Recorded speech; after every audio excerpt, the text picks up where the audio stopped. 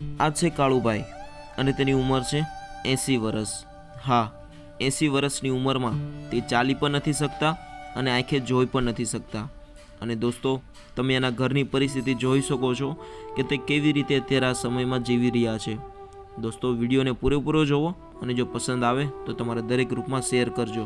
કેમ છો કાકા? મજામાં ભાઈ। શું નામ છે તમારું? મારું નામ કાળુભાઈ। કાળુભાઈ? કાળુભાઈ ભીખાભાઈ વરિયા। બરોબર। અને અહીંયા તમે આ વેચી રહ્યા છો, હું જોઉં છું તે પ્રમાણે અગરબત્તી છે, પાપડ છે, દોરી છે, પછી ચાકુ છે। તો અહીંયા કેટલા સમયથી ધંધો કરો છો? હું 11-12 વર્ષથી આ રોડ રંગલો છો ને તે પછી ઓકે, એટલે તમે પગે ચાલી પણ નથી શકતા? નહીં, આ ઘોડી લઈને ચાલો છો?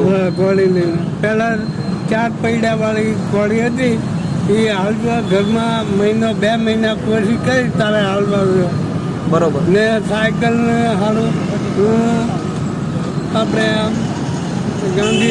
ગાંધી બાગ છે ને, હા, ને હું 3-4 વખત જઈ આવ્યો તો મળી સાયકલ તમને? નહીં મળી। ન મળી? પછી મને કે નહીં, આમાં નથી લખેલું કાગળિયામાં। તો ડૉક્ટર કહે કે હું તમને અમે બરોબર કર્યું છે, તમે હાલશો, તમારામાં શક્તિ નથી એટલે તમે 3 વર્ષે આવો ને 2 વર્ષે આવો, તમારામાં શક્તિ હોય તો। તમારી ઉંમર કેટલી છે? મારી ઉંમર લગભગ 80। ઓહો, 80 વર્ષની ઉંમર છે ને તેમ છતાં પણ મહેનત કરો છો તમે? એમને નહીં ખાવાનું ભાઈ, મહેનત કરવાની। તો આ મારા ભાઈની દીકરા છે, બરોબર। મતલબમાં શું છે કે આપણો બંતર હાલે ને તો મને કોઈની સામે હાથ નહીં લાંબો કરો। ચા પીવી મારે, મને 5 રૂપિયા આપો એ નહીં, મહેનત કરવાની। ના, બહુ સારી વાત છે કાકા। અને આ ઉંમરમાં તમે અમારી માટે તો તમે એક ઉદાહરણ છો કે નહીં, કોઈ પણ પરિસ્થિતિ હોય જીવનમાં મહેનત કરશો કાંઈક નું કાંઈક ફળ મળશે જ તમને। જુઓ, મારા ઘરનું મારો દીકરો પૈસા આપે નહીં ઘરમાં, બાર વાપરી નાખે। બરોબર। દીકરો શું કામ કરે છે? દીકરો તો હીરાનું કરે, કલરનું કરે। હીરામાં ન હોય ને તો કલરમાં જાય, કલરનું ન હોય ને તો હીરામાં બેસી જાય, એવો ટેમ્પર વાળી કરે। બરોબર। કે એને વાપરવા પૂરતી કરે, અમને એટલે એનું કરી ખાય છે ખાલી? હા।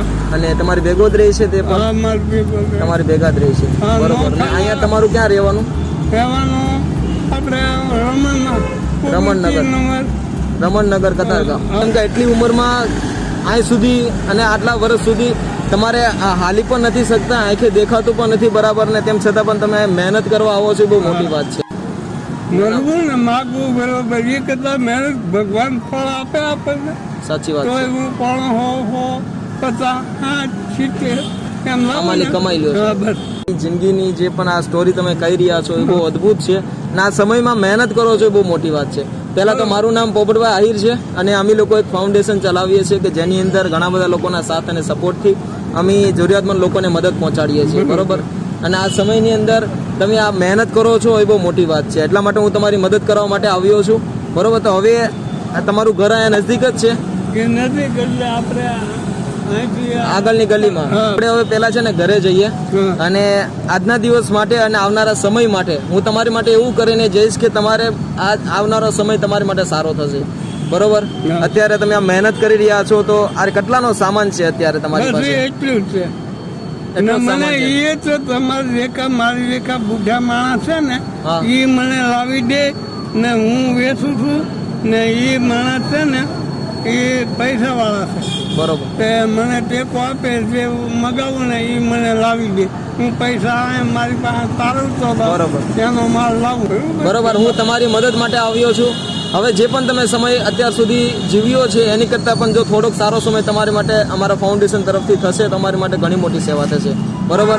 તો હવે અત્યારે સામાન તમારો પેક કરીને આપણે પેલા ઘરે જઈએ। આજના દિવસ માટે હું તમને રજા આપવા માંગુ છું, બરોબર। તો સામાન લઈ લઈએ આપણે બધો અને ઘરે જઈએ। તો દોસ્તો, તમે જોઈ શકો છો કે માણસને જો મહેનત કરવી છે ને તો એને કાંઈ નથી નડતું।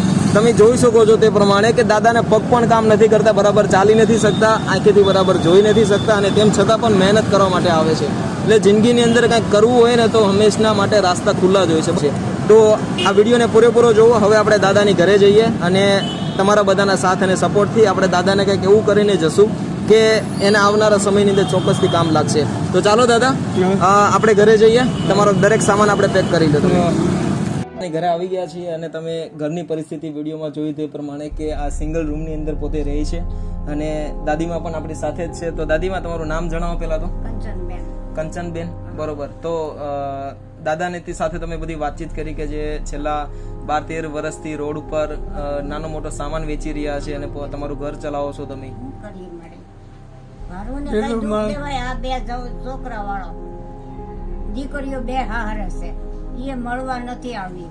બાપુ તમારું ઘર ગરીબ તમારું ચલાવો, પણ દીકરી પાસે ન લેવા જોઈએ મળે. ના ના, સાચી વાત. મેં કે મને આખે આંધળી હું જોઈએ નહીં, રોટલી કેમ કરું. બરોબર, કઈ વાંધો નહીં માડી. દાદા સાથે તો બધી વાતચીત કરી છે. અને દાદા તમે જે અત્યારે પરિસ્થિતિમાં જીવી રહ્યા છો, અને અમે માણસ છીએ તો માણસની મદદ કરીએ છીએ, અમારો ધર્મ છે કે તમે ભલે ગમે તે પરિસ્થિતિમાં જીવો છો પણ અત્યારે મહેનત કરી રહ્યા છે દાદા, એ બહુ મોટી વાત છે. દાદાએ વાત કરી તે પ્રમાણે કે માગીને ખાવા કરતા મહેનતનું ખાવું વધારે સારું છે. તો બસ એ જ તે હંમેશા જીવનમાં વિચાર રાખજો. ભારોને દુઃખ ન દેવાય. ના ના, સાચી વાત છે. મહેનત કરીને ખવાય. અને આ ઉંમરમાં તમે મહેનત કરો છો એ બહુ મોટી વાત છે. અને મેં તમને વાત કરી તે પ્રમાણે કે અમારું પોપટભાઈ ફાઉન્ડેશન તરફથી હું તમને દર મહિને જે પણ તમારે નાના મોટું રાશનનું જે પણ કંઈ પ્રોબ્લેમ છે અથવા બહારથી લાવવું પડતું હોય છે તો દર મહિને તમને હું રાશન પણ કરી દઈશ હવે. અને જ્યાં સુધી તમારો આ સમય તમે જ્યાં સુધી રહેશો ત્યાં સુધી તમારું દરેક જવાબદારી રાશન પાણી માટેની દરેક જવાબદારી પોપટભાઈ ફાઉન્ડેશન ઉઠાવી રહી છે. બરોબર. તો અત્યારે આ 1 મહિનાનું એકની પણ 2 મહિના સુધીનું રાશન. હા, વાંધો નહીં. તો તમને દર મહિને હું રાશન કીટ પહોંચાડતો રહીશ. બરોબર.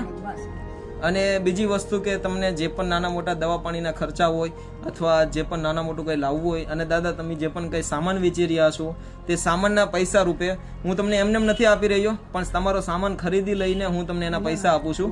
તે રકમ પેટે હું તમને અત્યારે 3000 રૂપિયા પણ આપતો જાઉં છું કે જેના થકી તમારો 1 મહિનાનું જે પણ કંઈ નાના મોટા ખર્ચા હોય તમારે પૂરા કરી શકો. બરોબર દાદા? તો 8 રૂપિયાનું વેચાણું કે બપોરે એક છાશની કોથળી લાવ્યો, મેં દૂધ લાવ્યો, 50 રૂપિયાનું વેચાણ એમાં. અને એવી રીતે ટક તમારો ગુજારો કરો છો. ના ના, કઈ વાંધો નહીં. હવે જે પણ બપોર પછી વેચવા આવ ને એમાં 80-85 મળી જાય તો એ ધંધો ખર્ચો કાઢતા.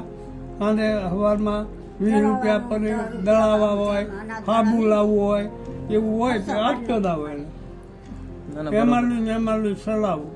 કઈ વાંધો નહીં. ચાલો, હવે જે તમે કરો છો એ તો બહુ સારું કામ છે. બરોબર. બસ પણ હવે આ ઉંમરમાં ભગવાનનું નામ લ્યો. અંદર આપણું શરીરનું ધ્યાન રાખવું ખૂબ જરૂરી છે. અને ખાસ કરીને તમારે જેવા વૃદ્ધ વ્યક્તિ કે જે તમે મહેનત તો કરો છો પણ સમય કોરોના કાળને લીધે તમારે જો તમને સેફ થશે તો આવનારા આ સોસાયટીના દરેક વ્યક્તિને થઈ શકશે, આજુબાજુના દરેક લોકોને થઈ શકશે. બરોબર. તો આ સમયની અંદર તો હવે કાલથી તમે જે પણ કંઈ કામ રોજગાર કરો છો તમે મહિને વધીને 5-6 હજારનું કામ કરી શકતા છો. બરોબર. 3000 એમ 3000 રૂપિયાનું થાય છે ને, તો હું તમને દર મહિને 3000 રૂપિયા પહોંચાડી દઉં તો કામ કરવા જવું પડશે નહીં. બરોબર ને? હું તમને દર મહિને 3000 રૂપિયા પહોંચાડતો રહીશ. આવું ખાવાનું મળે પછી મારે શું? હા, બસ.